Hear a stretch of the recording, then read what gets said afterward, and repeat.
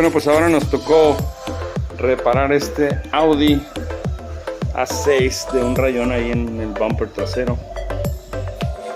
Es un color blanco, no es aperlado. Ahora tocó un Audi. Vamos a ver qué tal queda. Ahí se los muestro a ver cómo se ve al final.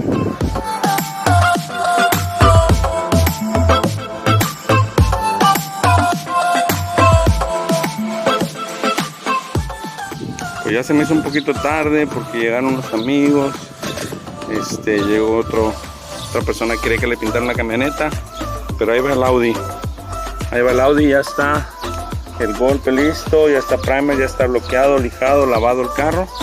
Vamos a ver si alcanzamos a pintarlo hoy.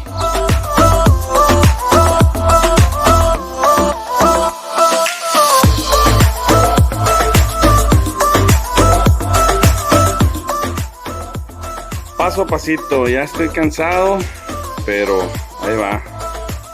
Ya está empapelado, ya está embolsado, listo para echar pintura.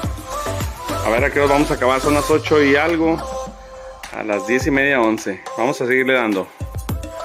10 de la noche terminamos. Ya está seco, nomás esperar a sacarlo.